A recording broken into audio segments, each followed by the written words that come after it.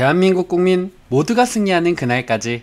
안녕하십니까, 알뜰맨입니다. 금리 인상의 소식과 지정학적 리스크가 완화될 조짐이 보이면서 3대 지수 모두 상승을 했습니다. 다우는 1.55% 상승, S&P 500은 2.24% 상승, 나스닥은 3.77% 상승, 원달러는 0.3% 상승, 빅스 지수는 26.67로 마이너스 10.59% 하락, MSCI 코리아 ETF 지수는 4.38% 상승, 2년물 국채금리는 1.06% 상승, 10년물 국채금리는 0.23% 상승, 30년물 국채금리는 마이너스 0.22% 하락을 했습니다. 상승 종목 이슈로는요, 중국 정부가 해외 기업 상장을 지지하며 기술 기업에 대한 탄압이 곧 종료되어야 한다고 언급하면서 중국주들이 상승을 했습니다. 알리바바, JD돔, 그리고 핀투투는 무려 56% 상승을 했습니다. 마이크론 테크놀로지는 마이크론이 올해 후반에 공급 문제가 해결된 후에 엄청난 이익을 보게 될 것이다 라고 전망을 하면서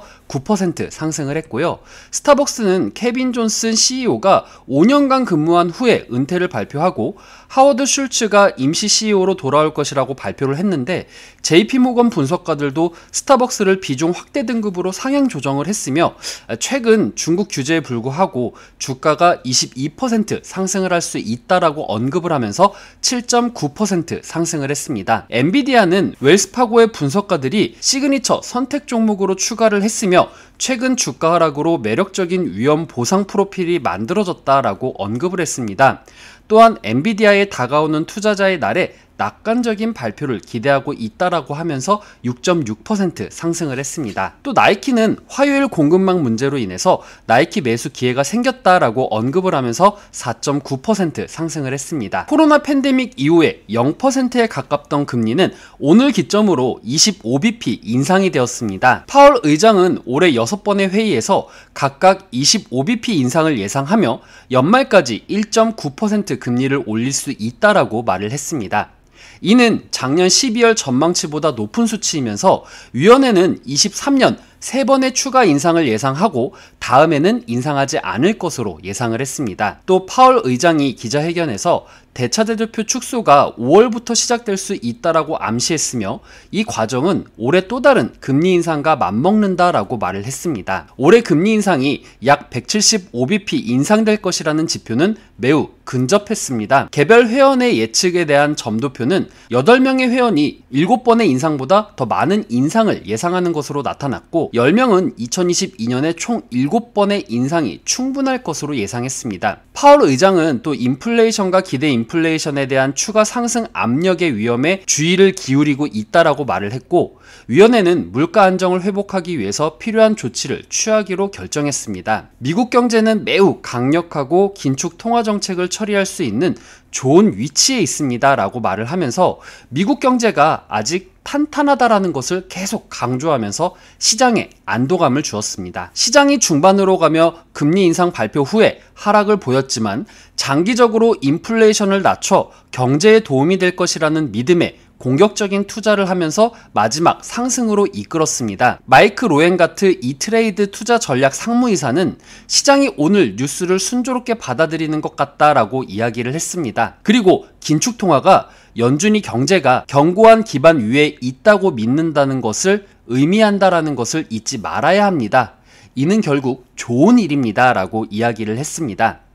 알리안츠 인베스트의 찰리 리플리 선임 시장 전략가는 연준의 발표는 투자자들이 현재 통화 정책을 긴축하기 위한 중요한 조치를 더 이상 기다리지 않는다는 것을 보여줬다라고 생각을 합니다. 현실은 인플레이션 기대치가 연준이 마침내 해야 할 중요한 후속 조치가 있음을 인식할 정도로 발전했다라는 것입니다 라고 말을 했습니다. 인플레이션이 계속 높은 상태에서 연준은 1년의 금리 인상뿐만 아니라 연준이 대차대 조표에 대한 추가 변경을 통해서 공격적인 정책 조치를 취해야 할 것입니다. 이제 매파적인 입장에 더 편해지는 것은 시장에 달렸습니다 라고 언급을 했습니다. 러시아와 우크라이나 간의 평화 협상도 상승을 이루는데 큰 역할을 했습니다. 러시아 측이 협상에서 우크라이나의 중립국화가 논의되고 있으며 일부 조항은 합의에 근접했다고 밝히면서 투자 심리가 개선이 되었는데요.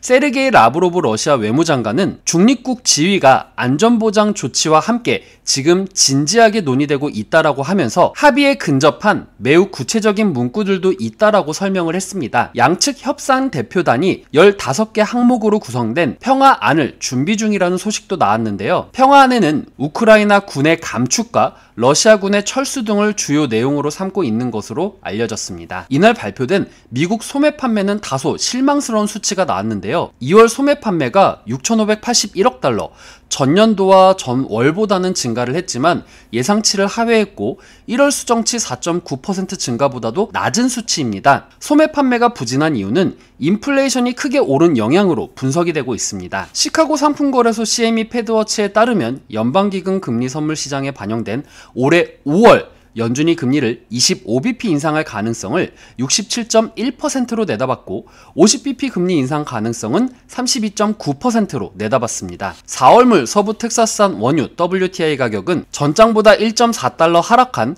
배럴당 95.04달러, 1.5% 하락 마감을 했습니다.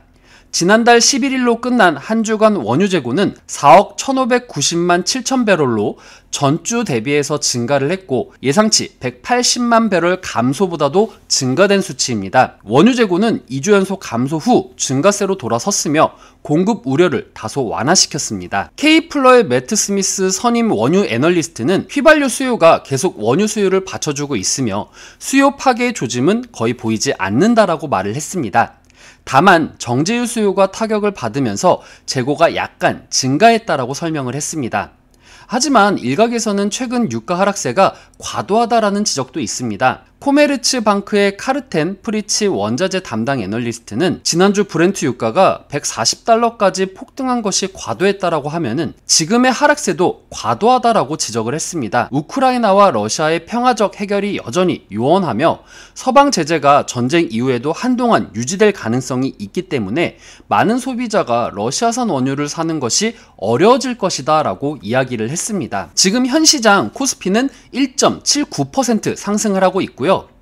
코스닥 역시 2.14% 상승하고 있습니다. 개인이 매도를 하고 있고 외국인과 기관 그리고 프로그램 매수가 들어오고 있다라는 것이 공통적인 부분입니다. 상승률 종목으로는 1위는 선익시스템, 2위는 MP, 3위는 오스템, 4위는 현대바이오, 5위는 유진 로봇인데요. 오늘 상승 종목 중에는 로봇 관련주와 메타버스 관련주들이 눈에 띄고 있습니다. 한편 선익시스템 같은 경우에는 삼성전자가 전일 열린 정기주주 총회에서 신성장 사업 아이템으로 메타버스를 꼽으면서 관련주인 선익시스템이 지금 주가가 상한가를 기록하고 있다라고 이야기를 했습니다. 삼성전자 부회장은 주주총회에서 메타버스와 로봇 등 신사업 발굴을 통해서 성장 모멘텀을 확대하겠다라고 밝혔는데요. 그래서 오늘 메타버스와 로봇 관련주들이 상승을 하고 있다라고 보시면 되겠고요. 그리고 제가 지난 시간 공모주로서 설명을 드렸던 유일 로보틱스 같은 경우에도 3월 18일 날 내일 상장 예정이 되는데 이 유일 로보틱스 역시 삼성전자의 이런 이슈를 받아서